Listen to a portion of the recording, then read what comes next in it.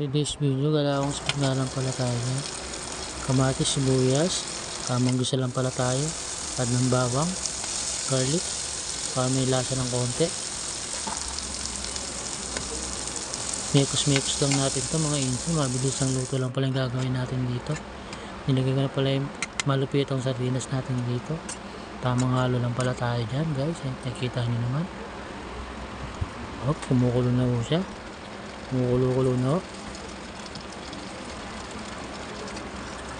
Tamang halo lang ulit para magpantay yung lasa kahit wala pang panlasang nilagay. Kita nyo naman po. Add na tayo ng asin, paminta, tamang mekos-mekos lang ulit para mabilisan lang, para yung lasa pumantay. Para nakukulangan ng ko sa sabaw, kaya nagad po ako ng konting tubig dito para marami yung sabaw. Kita nyo naman, kumukulo na ulo. Add na natin yung malunggay na may sili para isang kulo lang.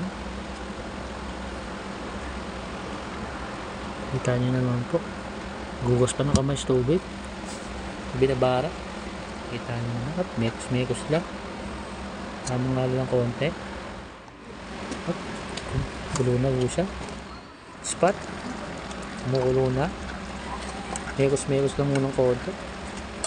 Kita nyo naman po, kumukulo na po siya. Takpan lang ulit natin. Yan na po, nakakulo na po siya.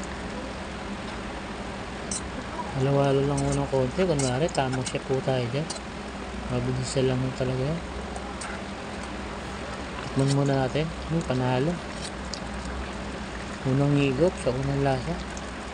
Smooth. Yan na po siya. Perfect.